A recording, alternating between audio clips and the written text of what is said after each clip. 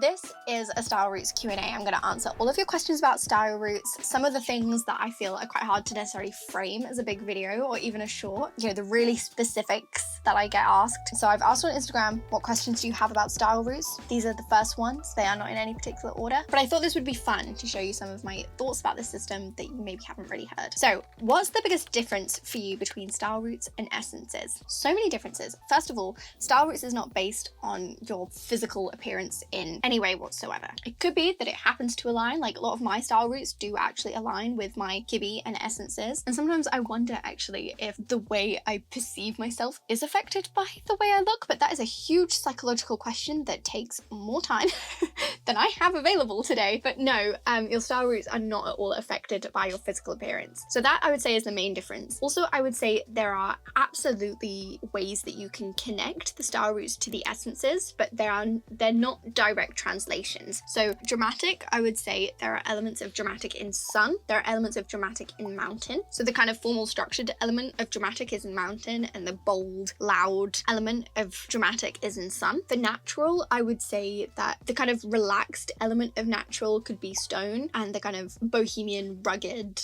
element of natural can be found in earth. For gamine, obviously, again, the fun, playful, quirky element can be found in sun. The kind of sporty, almost, the boyish vocabulary we use around gamine can be found in stone. This is why I created the style roots, because I feel like they're actually two separate things, and I often feel like the essences is trying to do too much at once, even though they deal with completely different things, by the way. So classic, most obvious translation is obviously mushroom, but not all mushroom outfits look classic by any means. I would say classic can also kind of translate to mountain. That very neat, crisp element of classic can translate to mountain quite well, and the moderation, the balance. Ingenue obviously directly translates to flower, but I would say flower is also connected with ethereal. I would say that flower covers both of those elements, because I feel like if you wanted to dress flower, you're likely to want to dress ethereal. Remember, style roots is all about your impulses, what you value, and both of those essences, in terms of the results you end up with, are very innocent. They're very delicate.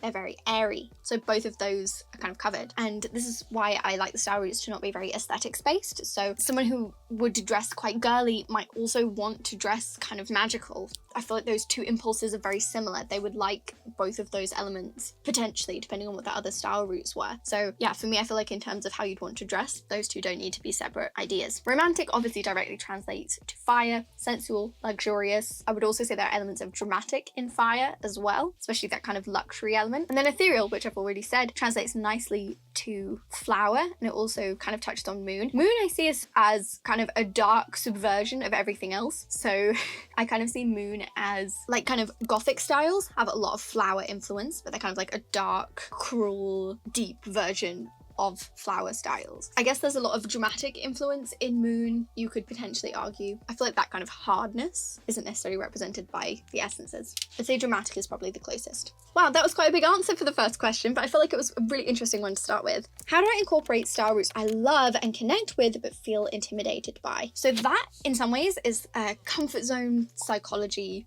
problem. If it feels like you, and it feels like something you love, and those details you just absolutely obsess with them, confidence is not necessarily the way you feel. I think a lot of people see it like that. I see it as, you know how Taylor Swift talks about fearless, where it's like you feel the fear but you do it anyway? I think that's the only way to start wearing styles you love but feel intimidated by, is to give it a go, and to get rid of this idea of perfection, and also to get rid of the idea that everyone else is going to love it. The whole point of dressing up as you is that you're dressing up as you, and you're showing up as you. You're not worrying about what anyone else thinks, and that doesn't mean you're being inappropriate. You can still take a context into account, but you would filter that context through your style route. So I think it's just doing it anyway. Dip your toe in the waters, try a little bit of velvet, something as simple as that. You don't have to go full-blown velvet sexy dress with a plunging neckline with a fur coat and high heels. You don't have to go all the way. You can just wear jeans with a little velvet top and just dip your toe in. I'm scared of patterns. What patterns work for the more pared back style routes? So things like earth, mountain, mushroom, and stone. So that would depend on each one we're talking about, but generally plain fabrics work well, and that's a good basis of your style. Typically, I would say if you're scared of patterns, something like watercolor, soft, gentle, where it hardly looks like a pattern, but in this case, they're all quite hard influences. So something like tweed where it's like really gentle and it almost looks more like a texture than a pattern. That could be something to like dip your toe into patterns. Something like stripes, very simple, it's not overcomplicated. Houndstooth I also think is quite a good example. Stripes I would say is like a good foundation for all of those style roots as well. Plaids, gingham, they are all good places to start. How to find your roots. I love moon or fire but feel comfier in stone or earth. How do I combine them? So obviously stone and earth are the most comfortable style roots in terms of, you know, they might include sweatpants, they might include hoodies. Finding your style roots is not about never wearing those things, but it's about channeling those things through your roots. So for stone and earth, you could go out into the city in, you know, more casual pieces. Let's talk about stone specifically because it's a bit easier. So with stone, you could go out in a pair of trainers with a sports top and jeans and feel like you feel pretty confident. Whereas if you didn't have stone as your style roots, you wouldn't necessarily feel that those things are cool. You'd feel that they're easy, but you don't actually feel that good in them. You wouldn't actually feel that good if you show up around other people in them. They'd feel like your lazy clothes, which isn't to say those clothes are actually lazy. It's about how those clothes are in relation to you and your personality and how you want to show up. So yeah, sometimes I will wear a comfy pair of trousers, which aren't particularly in my style roots because I want to laze around the house. But I make sure that I have items in my wardrobe which aren't those pieces, so that when I want to dress comfortable, but I still want to dress in my style roots and I still want to feel like me and I want to feel like my best, I have more casual pieces for those situations. Like I have flowy linen trousers, which are just as comfortable as jogging bottoms, but they feel more like in line with what I want to do with my style. So with moon and fire, if you know that you really love stone, like you really love those activewear pieces, they feel like you, and you really love dark, luscious, luxurious elements, things like velvet looking kind of trousers, super comfy, very casual, with like an off shoulder cashmere sweater with accessories like a long layered pendant necklace. That's very chill, but it also has those elements of depth and luxury to it. There's comfort in both ways. First of all, dresses are comfortable and easy. Anyone who tells you otherwise is wrong. I feel like we make a lot of assumptions about style based on what we see objectively, which is not actually true. Something I talk about a lot with clients is sometimes you have to be okay not wearing your comfiest pieces.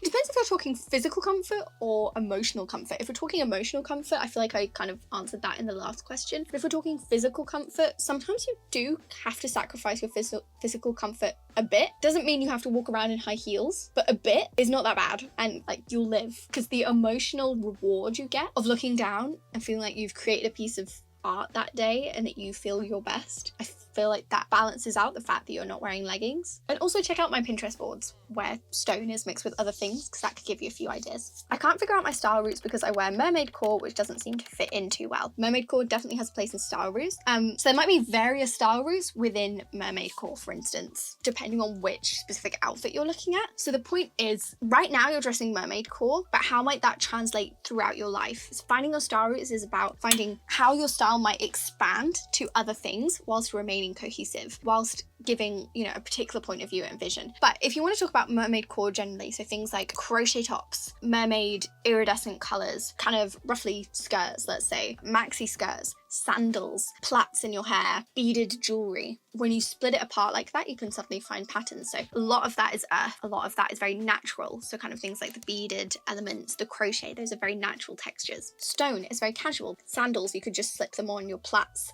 has an element of casualness to it. And flower would be that kind of iridescence, those delicate skirts, those ruffles. So typically mermaid core tends to be flower, earth and stone. It could also be sun, depending on which elements of mermaid core you love. So let's say that iridescence is something that always shows up for you, and you also like wearing brighter colors in your outfits, then sun might actually replace flower. So it depends on your particular perspective on that aesthetic. How was your journey in finding your own style roots? So I see style roots as an onion where you're peeling away the layers to get to your core self underneath. And so I've done a bit of back and forth on my style roots where I'm trying to understand myself better. And I think it does take time to find your style roots and settle on your three, because we learn more about ourselves as we grow, and things we might just not even consider a part of our personality then come to light. You're like, yeah, I would describe myself like that actually, where you wouldn't have even thought about it, or oh wow, I do really love those styles, but I hadn't thought of them as connecting to that specific style route. So it can take time, it can take work. everyone always wants like a 5-second answer, but style is personal and finding your personal style simply takes time. So for me, I started as flower, mushroom and fire, then flower, mushroom and sun, and now flower, mushroom and earth. I feel pretty confident with those roots now. I do sometimes look at mountain because I am very professional, competent, focused. I would say those are quite important keywords to me. So sometimes I do kind of think mushroom and mountain could use a bit of a switch up for me to get kind of a bit closer to that vision. But I think have patience with yourself as you figure these things out. I'm not going to say I'm going to resonate with flower, mushroom and earth forever, because I might realize that I was wrong about myself. But the idea is that eventually you settle in 3 as you understand yourself best. What helps or inspires me with finding my style roots? I've actually found looking at style inspirations not that helpful, because I like all different kinds of styles. I think it's very internal, that exploration and trying different things. I think everyone's trying to be perfect, and a lot of people are afraid to try because of that perfectionist in them, or a lot of people rather afraid to give things a go. But give it a go. Try and experiment for a while of 3 style routes that you feel most strongly with now. If it doesn't work, if it doesn't feel like you, switch it up. Try and investigate why that doesn't feel like you, and do the style streams exercise again now that you know more about yourself. How to narrow it down and work out what you are when you feel like you could choose 5. So I relate to that a lot. I think that to narrow it down, it's about finding which ones are non-optional to you. The reason I like 3 is because I feel it's the easiest to do. Trying to do 4 style routes every day, like in terms of the practicality of putting outfits together and choosing clothes when you're going shopping, 4 is too much for our little brains. It's really complicated to find pieces which cover all 4 routes, or that you could put in an outfit with all 4 routes all the time. We're just not wired that way as humans. 3 is just easier for us to understand. And the reason I prefer 3 than 2 is because 2 I feel is too one note. 2 is probably like a good place to start. I feel like adding that 3rd in just brings a more unique perspective on that look. So yeah, it's finding which things are non-optional, which things could you wear in an outfit and be okay that it's not there, or could you not wear in an outfit and be okay that it's not there, or would you feel that it feels a little wrong without that style route? Like for me, I love the sun style route. I've even had it as one of my style routes before, but I do feel that I can show up in an outfit without bold patterns or pattern mixing or fun colors, weird color patterns, or that feeling of eccentricity. I'm fine when that's not there. Sometimes I like to play with it and I'll channel it through my 3 other routes, but I'm fine if I leave it out. And so that's the idea, to narrow down to the 3 which feel important. It's values, essentially. How to start dressing like the style routes you want. So my first step would always be to look in your existing wardrobe. With style routes more than any other style system, odds are you have things in your wardrobe which work for your style routes. That's not to say everything in your wardrobe will. I've definitely bought things in the past which I look at and I'm like, yeah, that doesn't feel like me. I've bought that for trend reasons or for practicality reasons and not thought too much about it, or I liked the idea of it on someone else but in my wardrobe it doesn't work. So those pieces will definitely exist, but it's about filtering through and finding the pieces, no, I bought this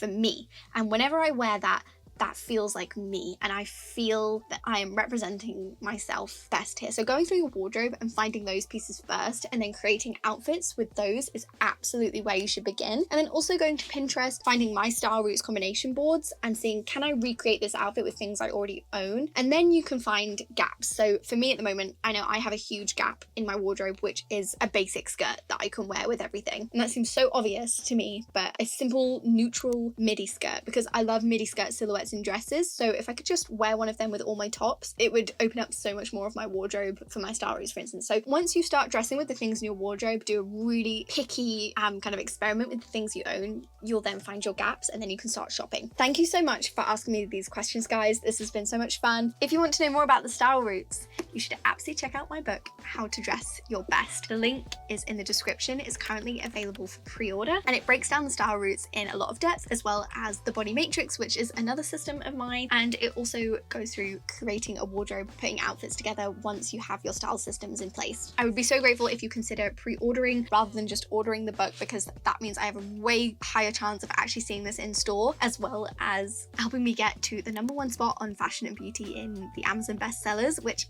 would be so amazing on release day. So you guys could make that happen for me if you pre-order. Thank you so much for watching. I will see you next time.